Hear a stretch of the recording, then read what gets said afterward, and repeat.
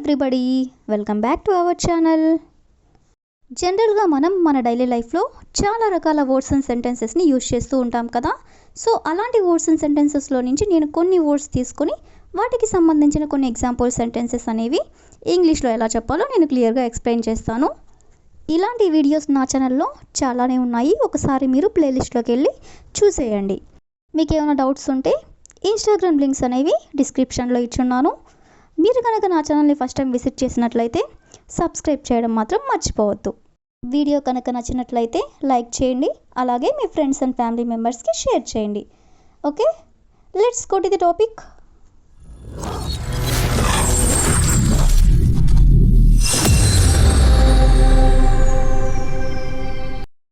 First sentence ఒకసారి చూడండి. వాళ్ళు వాళ్ళకి ఉన్నదంతా పనంగా పెట్టారు. అదేవిధంగా నెక్స్ట్ వన్, అతని జీవితం పనంగా ఉంది. ఈ టూ సెంటెన్సెస్లో కూడా పనంగా పెట్టడం లేదా పనంగా ఉంది అనే వర్డ్ని మనం చాలా సందర్భంలో యూజ్ చేస్తూ ఉంటాం కదా. సో ఈ వర్డ్ని తీసుకొని దానికి సంబంధించిన కొన్ని ఎగ్జాంపుల్ సెంటెన్సెస్ అనేవి చూద్దాం. సో ఫస్ట్ వన్, నేను నా జీవితాన్ని పనంగా పెట్టాలనుకోవడం లేదు. నేను నా జీవితాన్ని పనంగా పెట్టాలనుకోవడం లేదు అని చెప్పాలనుకున్నప్పుడు I don't want to put my life at stake. I don't want to put my life at stake అంటే నా జీవితాన్ని నేను పనంగా పెట్టాలనుకోవడం లేదు అని. అదేవిధంగా నెక్స్ట్ వన్, మేము మా ఇంటిని పనంగా పెట్టాము. మేము మా ఇంటిని పనంగా పెట్టాము అని చెప్పాలనుకున్నప్పుడు we have put our house at stake. We have put our house at stake అంటే మా ఇంటిని మేము పనంగా పెట్టాము అని. అదేవిధంగా నెక్స్ట్ వన్, అతను తన నిజాయితీని పనంగా పెట్టాడు. అతను తన నిజాయితీని పనంగా పెట్టాడు అని చెప్పాలనుకున్నప్పుడు he put his integrity at stake. He put his integrity. Integrity అంటే నిజాయితీ, ఎట్ స్టేక్ అంటే పనంగా పెట్టడం. అదేవిధంగా నెక్స్ట్ వన్, ఆమె కెరీర్ పనంగా ఉంది. ఆమె కెరీర్ పనంగా ఉంది అని చెప్పాలనుకున్నప్పుడు her career was at stake అంటే ఆమె కెరీర్ పనంగా ఉంది అని. అదేవిధంగా నెక్స్ట్ వన్, నీ జీవితం పనంగా పెట్టకు. నీ జీవితం పనంగా పెట్టకు అని చెప్పాలనుకున్నప్పుడు don't put your life at stake. Don't put your life at stake అంటే నీ జీవితం పనంగా పెట్టకు అని. అదేవిధంగా నెక్స్ట్ వన్, అతని జీవితం పనంగా ఉంది. అతని జీవితం పనంగా ఉంది అని చెప్పాలనుకున్నప్పుడు his life is at stake అంటే అతని జీవితం పనంగా ఉంది అని.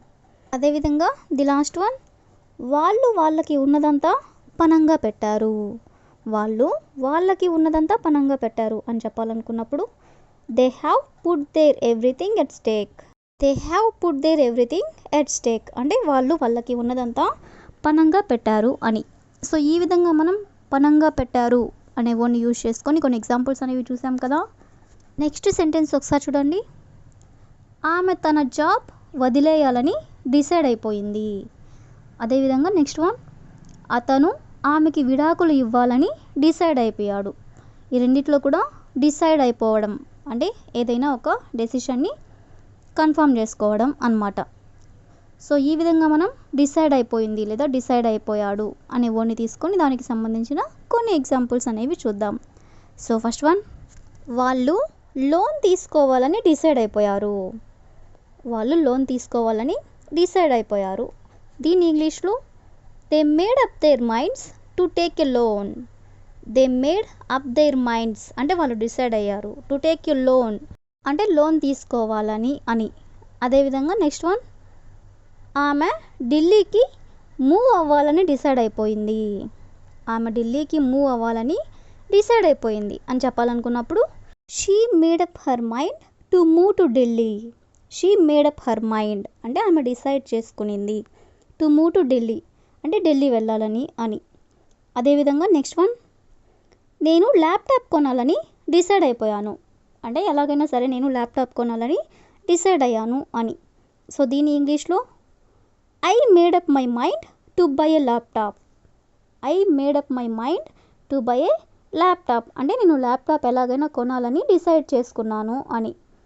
అదేవిధంగా నెక్స్ట్ వన్, వాళ్ళు హిందీ నేర్చుకోవాలని డిసైడ్ అయిపోయారు అంటే వాళ్ళు ఎలాగైనా సరే హిందీ నేర్చుకోవాలని డిసైడ్ అయిపోయారు అని చెప్పాలనుకున్నప్పుడు they made up their minds to learn Hindi.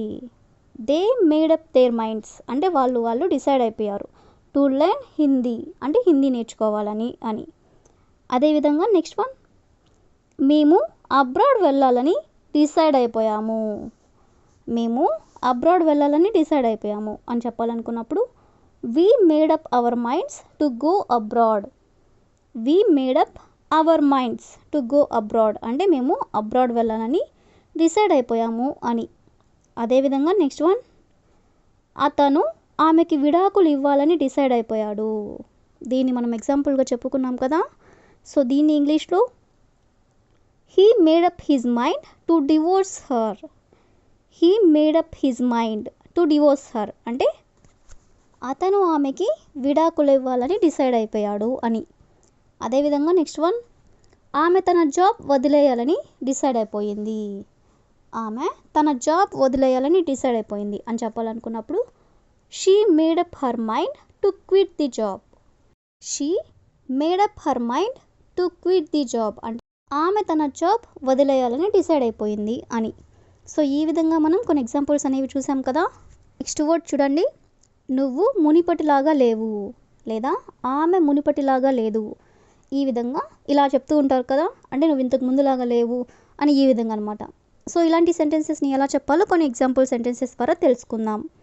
So first one, ఆ ఇల్లు మునిపటిలాగా లేదు అంటే ఇంతకు ముందులాగా లేదు, ఇప్పుడు కొంచెం చేంజ్ అయిందని. సో దీని ఇంగ్లీష్లో that house is no longer as before. That house is no longer as before అంటే ఆ ఇల్లు మునిపటిలాగా లేదు అని. అదేవిధంగా నెక్స్ట్ వన్, నేను మునిపటిలాగా లేను అంటే ఇంతకు ముందులాగా లేను అని చెప్పాలనుకున్నప్పుడు I am no longer as before. I am no longer as before అంటే నేను ఇంతకు ముందులాగా లేను అంటే మునిపటిలాగా లేను అని. అదేవిధంగా నెక్స్ట్ వన్, ఆమె మునిపటిలాగా లేదు అని చెప్పాలనుకున్నప్పుడు she is no longer as before అంటే ఆమె మునిపటిలాగా లేదు. అదేవిధంగా మేము మునిపటిలాగా లేము అని చెప్పాలనుకున్నప్పుడు we are no longer as before అంటే మేము మునిపటిలాగా లేము. అదేవిధంగా అతను మునిపటిలాగా లేడు అని చెప్పాలనుకున్నప్పుడు he is no longer as before అంటే అతను మునిపటిలాగా లేడు అని. సో ఈ విధంగా మనం మునిపటిలాగా లేదు అనే వర్డ్ని తీసుకొని దానికి సంబంధించిన కొన్ని ఎగ్జాంపుల్స్ అనేవి చూసాం కదా. So that's all for today. I will ask a question for you. వాళ్ళు మునిపటిలాగా లేరు. వాళ్ళు మునిపటిలాగా లేరు. So if you know this one in English, please you can comment in the comment section. Thank you for watching.